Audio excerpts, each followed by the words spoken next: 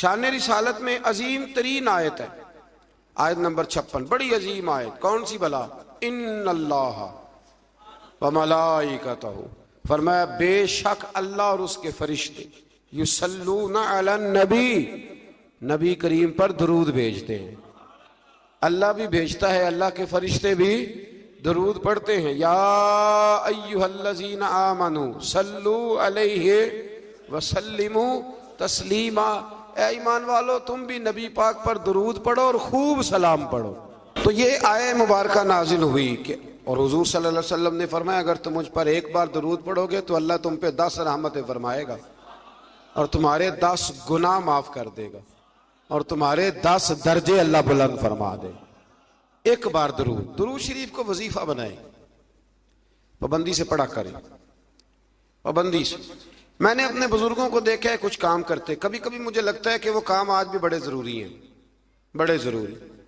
بزرگ یہ کیا کرتے تھے کہ وہ نا اپنی ریل رکھتے تھے، اپنا مصلی بچھاتے تھے مسجد میں آ کے بھی، اور اپنی تسبیح سائیڈ پہ رکھ لیتے تھے صبح کے وقت، اور روزے نہیں ہوتے تھے تو پانی کا پیالہ بھی ساتھ ہوتا تھا، کچھ دیر قرآن پاک پڑھنا، اپنا مصلی بچھایا، پھر اس کے ساتھ کچھ دیر تسبیح پڑھنی، پھر پانی پہ پھونک مارنی، اس کو پینا۔ مجھے لگتا ہے یہ اہتمام ہے عبادت کا۔ میں دوستوں سے کہا کرتا ہوں کہ ہاتھوں میں تسبیح رکھ لو، تسبیح ہاتھ میں ہو تو چلتی بھی رہتی ہے، تو یہ چھوڑ دیں، لوگ کیا کہیں گے، بہانہ کریں گے، دنیا کہے گی یہ بابا تسبیح ہو گیا، تو کہنے دو، تسبیح ہو تو تسبیح چلتی بھی۔ سمجھ آ گئی یہ بات کی؟ تو اہتمام کریں، یہ 20 منٹ 10 منٹ مصلی پہ بیٹھ کے درود شریف پڑھیں۔ ہمیں موقع مل جائے تو ہم پڑھ لیتے ہیں، کچھ کہتے ہیں میں گاڑی چلاتے چلاتے پڑھتا ہوں، میں نے کہا یہ سارے طریقے ٹھیک ہے، پر میری رائے یہ ہے کہ مصلی بچھا کے، خوشبو لگا کے، اچھے کپڑے پہن کے، مدینے کی طرف منہ کر کے، یعنی حضور کی بارگاہ میں سلام عرض کرنا ہے نا جی، حضور کی بارگاہ میں، تو پھر پورے اہتمام سے سلام پڑھیں۔ اللہ توفیق عطا فرمائے۔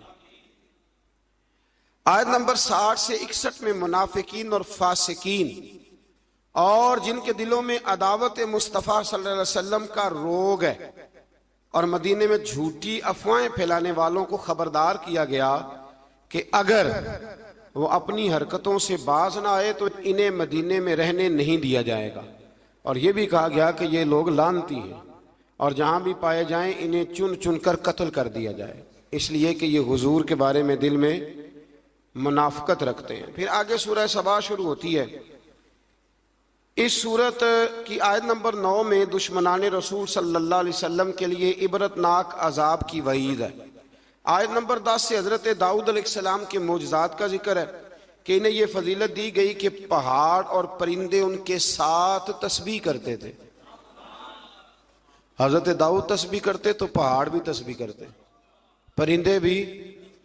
داتا علی اجویری نے ایک بات لکھی ہے، کہتے ہیں کہ حضرت حبیب بن اسلم رائی تھے، داتا صاحب نے 1000 سال پہلے لکھا ہے، وہ کسی سے ملتے نہیں تھے، دوپہر کے وقت بکریاں لے کے جنگل میں چلے جاتے، ملتے نہیں۔ ایک بندہ بڑی دور سے آیا، کہنے لگا میں نے ملنا ہے، انہوں نے کہا بابا اس ٹائم نہیں ملتا، کہنے لگے اللہ کا بندہ ہے نا، تھوڑا ناراض ہی ہو جائے گا نا، چلا جاتا۔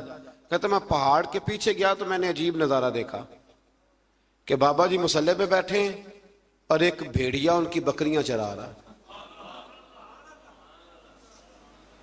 بھیڑیا وہ کھایا کرتا تھا آج چرا رہا ہے۔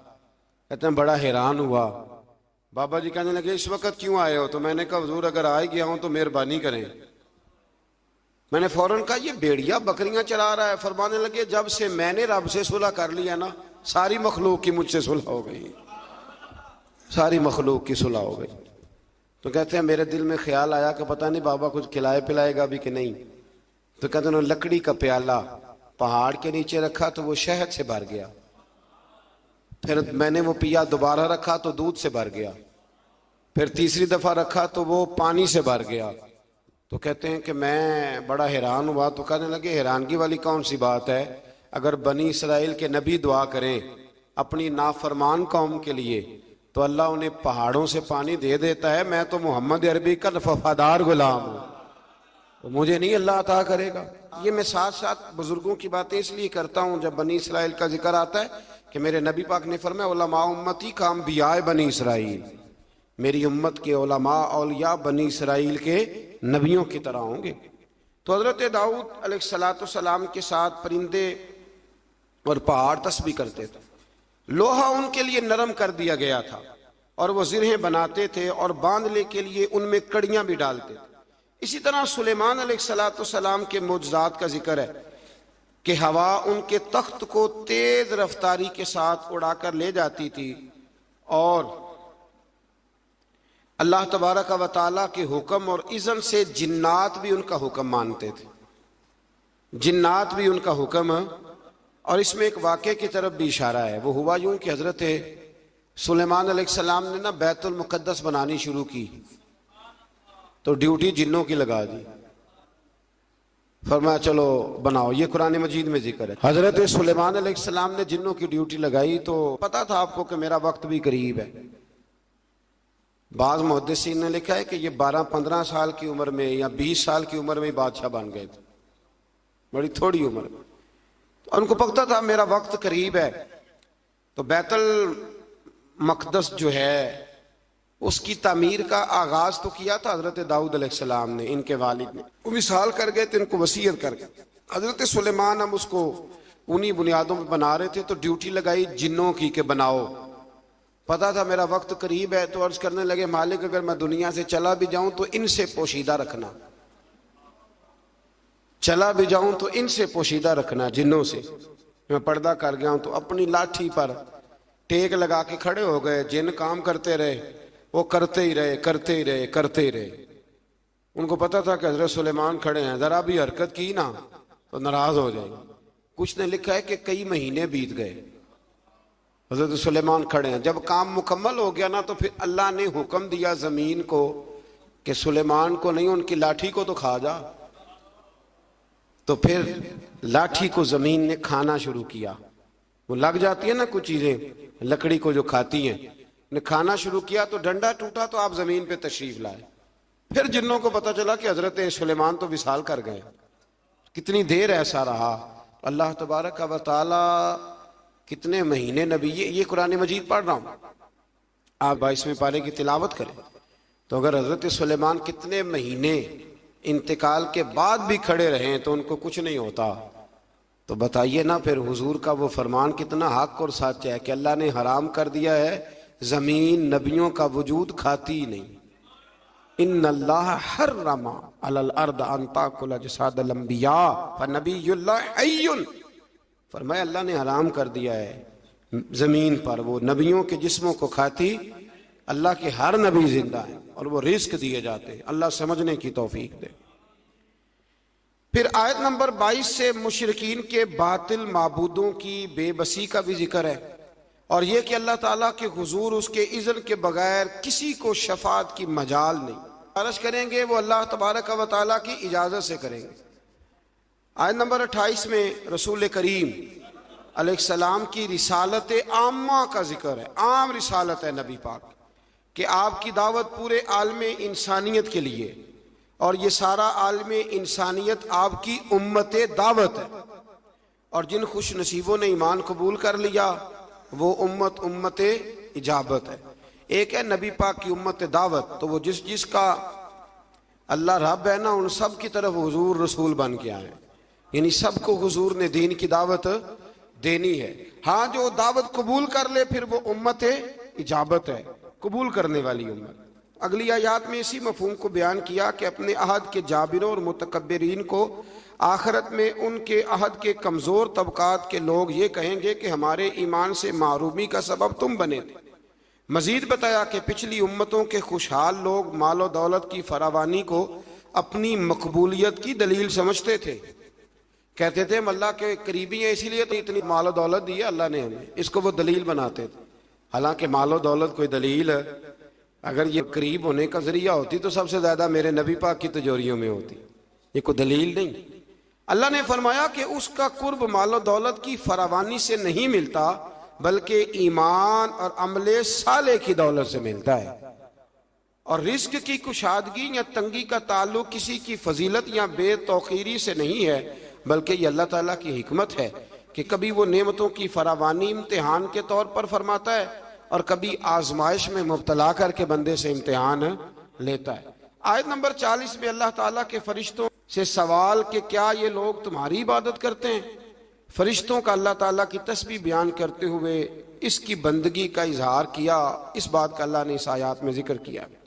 آیت نمبر 45 میں فرمایا کہ ان کفار سے پہلے جن لوگوں نے رسول کو جھٹلایا، ہمارے رسولوں کو، ان سے قوت اور دبدبہ میں وہ لوگ زیادہ مضبوط تھے۔ آج جو جھٹلا رہے ہیں نا قریش والے، تو جو پہلے جھٹلاتے تھے وہ قوت اور دبدبے میں زیادہ مضبوط تھے، لیکن وہ بھی اللہ تعالیٰ کے عذاب سے بچ نہ سکے۔ تو جب وہ نہیں بچ سکی قومیں عاد اور قومیں سمود، اتنی تگڑی قومیں، تو یہ تو بات ہی کوئی نہیں، تو بات ہی کوئی نہیں۔ اللہ اکبر۔ آخری آیات میں فرمایا کہ روز حشر کفار کی خواہش ہوگی کہ عذاب سے نجات مل جائے، مگر ان کی یہ خواہش پوری نہیں ہوگی۔ پھر سورہ فاتر شروع ہو جاتی ہے اس سے آگے، تو اس کی آیت نمبر 5 میں تمام انسانوں سے خطاب کرتے ہوئے فرمایا کہ قیامت کا وعدہ حق ہے، اور دنیاوی زندگی کی لذتوں میں کھو کر کہیں دھوکے میں نہ پڑ جانا، اور شیطان تمہارا دشمن ہے، اس لیے تم بھی اسے اپنا دشمن ہی سمجھو، اس سے جرانے لگانے کی ضرورت، اس سے دوستیاں نہ کرتے پھرو، اس کے لیے تیاری نہ کرو۔ یہ رمضان کے آخری دن شروع ہو جاتے ہیں تو ہمارے بچے موٹر سائیکلیں تیار کرنی شروع کر دیتے، یعنی عین رمضان میں۔ مجھے کچھ لوگ کہتے ہیں کہ یہ عید والے دن بڑی طوفان بدتمیزی ہوتی ہے، تو میں کہتا ہوں کہ اللہ تعالیٰ ہمیں معاف کرے، ہوتی عید والے دن ہے پر اس کی تیاری رمضان میں ہوتی ہے، تو کتنا بڑا جرم ہے۔ یعنی ادھر چاند رات کا اعلان ہوگا تو ادھر تماشا لگ جائے، ہمیں احتیاط کرنی چاہیے۔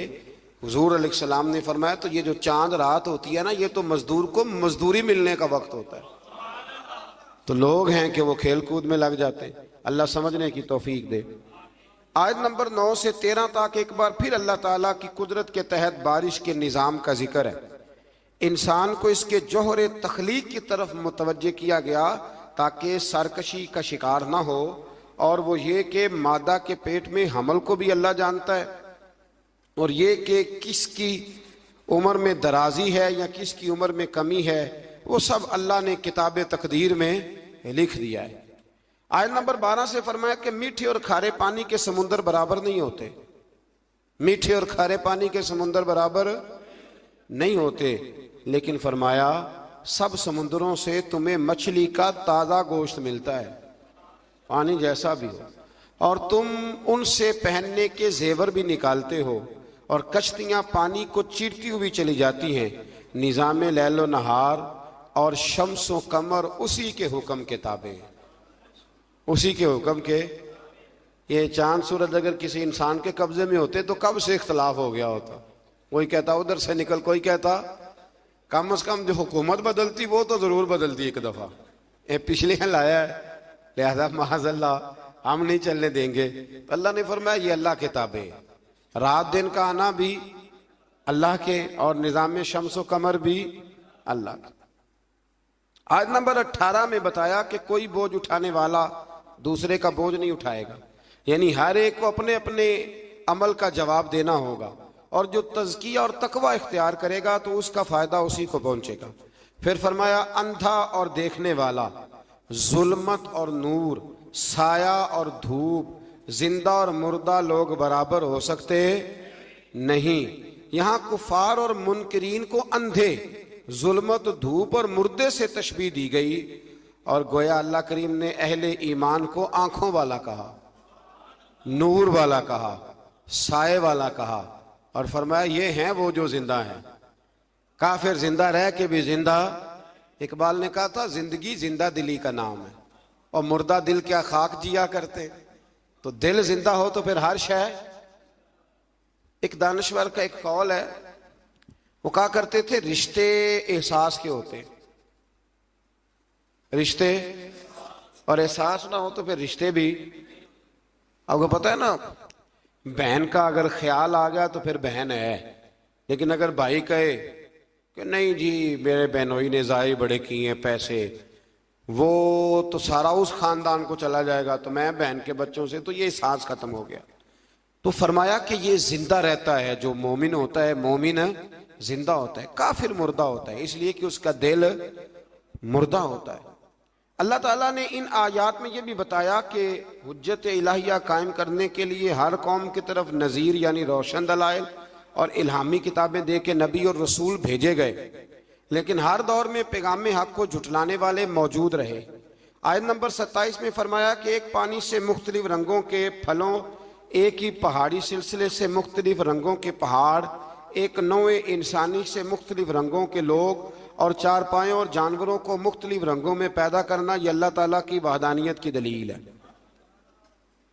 ایک باپ کے 4 بیٹے ہوتے ہیں، چاروں کی شکلیں علیحدہ ہوتی ہیں۔ یہ نہ مسئلے پہ غور نہیں نہ کرتے، ورنہ فوراً بندہ کیا اٹھتا ہے کہ سبحان اللہ و بحمدہ، سبحان اللہ۔ آپ غور کریں، ہر بندے یہ چیزیں لوگ بناتے ہیں نا جی، اس میں اتنی ڈال دو، اس میں اتنی ڈال دو، اتنی، تو ایک طرح کی چیزیں بنتی جاتی ہیں، ایک کی طرح۔ کوئی بھی چیز جو انسان بناتا ہے، چمچ ہے، برتن ہے، تو ایک کی طرح کا بناتا ہے۔ اللہ کریم کی تخلیق کا کمال یہ ہے کہ ناک ہر بندے کی ایک ہے، آنکھیں 2 ہیں، کان 2، ہونٹ سب کے ہیں نا، اور چہرے مختلف ہیں۔ یہ سمجھتے ہیں آپ بات؟ یعنی وہی چیزیں اللہ تعالیٰ نے دیں جو سب کو دیں، پر اس کے باوجود چہرے مختلف ہیں۔ تو ماننا پڑے گا کہ جو بنانے والا ہے وہ بڑی شان والا ہے، جو بنانے والا ہے وہ بڑی شانوں والا ہے۔ جو وہ بنا سکتا ہے دوسرا کوئی نہیں بنا سکتا۔ آیت نمبر 28 میں بتایا کہ جو علماء ربانیین ہیں نا، ان کے دلوں میں اللہ کی خشیت ہوتی ہے۔ انما یخشی اللہ من عبادہ العلماء، یہ مسئلہ تھوڑا ضرور سن لیں۔ فرمایا اللہ کے بندوں میں سے اللہ سے وہ ڈرتے ہیں جن کے پاس علم ہے۔ ایک لفظ کبھی کبھی ہم کہتے ہیں، لڑائی ہو جائے نا تو کہتے ہیں تو مینوں جاندا نہیں۔ اس کا کیا مطلب ہوتا ہے؟ تو مینوں کہتے ہیں نا کچھ لوگ، تو مینوں، اس کا کیا مطلب ہے؟ اس کا مطلب ہے کہ تو میرے سے لڑائی کر رہا ہے، تو میری طاقت نہیں جانتا، میرے تعلقات نہیں جانتا، یہ ترجمہ اس کا۔ تو میری دولت کو نہیں جانتا، میں کتنے لوگ میرے ہیں چاہنے والے، پیار کرنے والے، یا میرے خاندان والے، تو جان، یہ مطلب ہوتا ہے کہ تو مجھے جانتا۔ جو جانتا ہوتا ہے وہ ڈرتا ہے، جو نہیں جانتا وہ ایسے ہوتا ہے۔ جو بندہ رب کو جانتا نہیں نا وہ نہیں ڈرتا، اور جو جان لیتا ہے نا وہ ڈرتا ہے۔ پتہ چل جاتا ہے کتنی قدرتوں والا ہے۔ میرے رسول کریم علیہ السلام نے فرمایا، میں تم سب سے بڑھ کر رب کو جانتا ہوں، اور میں تم سب سے زیادہ اللہ سے ڈرتا ہوں۔ اس لیے زیادہ باتیں کرنے والا عالم نہیں ہوتا، اللہ سے زیادہ ڈرنے والا عالم ہوتا ہے۔ جو بندہ کہتا ہے میں کسی کو بولنے نہیں دیتا، میں بڑی کہانیاں سناتا ہوں، تو یہ علم کی علامت نہیں۔ انما یخشی اللہ من عبادہ العلماء، اللہ کے بندوں میں سے جو عالم ہیں وہ اللہ سے ڈرتے ہیں۔ اگر تو زیادہ ڈرتا ہے تو تو بڑا عالم ہے، اگر تو نہیں ڈرتا پھر تو ان پڑھ ہے۔ یہ تو اپنے آپ سے پوچھ لے۔ اب لوگ کہتے ہیں جو جری ہو جائے، جو بے دریغ بولے وہ عالم ہے۔ نہ بھائی، جو سوچ سوچ کے بولے، جو ڈر ڈر کے بولے، جو احتیاط سے بولے، اصل عالم وہی ہوتا ہے۔ اللہ توفیق عطا فرمائے۔ آیت نمبر 32 میں اللہ تعالیٰ نے اپنے نیک بندوں کی برگزیدہ اور چنیدہ اور نیکی کے کاموں میں سبقت کرنے والے فرما کر جنت کی ان نعمتوں کا ذکر فرمایا جو اللہ تعالیٰ نے ان صالح بندوں کے لیے تیار کی ہوئی۔ پھر آیت نمبر 40 میں مشرکوں کے معبودان باطلہ کا ذکر ہے۔ آیت نمبر 41 سے فرمایا کہ اللہ تعالیٰ آسمانوں اور زمینوں کو اپنے مرکز سے ہٹنے نہیں دیتا، اور اگر وہ اپنے مرکز سے ہٹ جائیں تو اللہ کے سوا کوئی دوبارہ ان کو اپنی جگہ پہ قائم کرنے والا نہیں ہے۔ آیت نمبر 45 میں فرمایا کہ اللہ تعالیٰ لوگوں کی بدعمالیوں کی وجہ سے ان کی گرفت فرماتا تو روئے زمین پر کوئی جاندار زندہ نہ ہوتا۔ اگر اللہ تعالیٰ لوگوں کے گناہوں کی وجہ سے ان کو پکڑتا تو پھر کوئی موجود مر گئے ہوتے، سارے ختم ہو گئے ہوتے۔ لیکن وہ ایک وقت مقررہ تک انہیں ڈھیل دے رہا ہے، پس جب ان کا وقت آ جائے گا تو اللہ تعالیٰ اپنے بندوں کو خوب دیکھ رہا ہے۔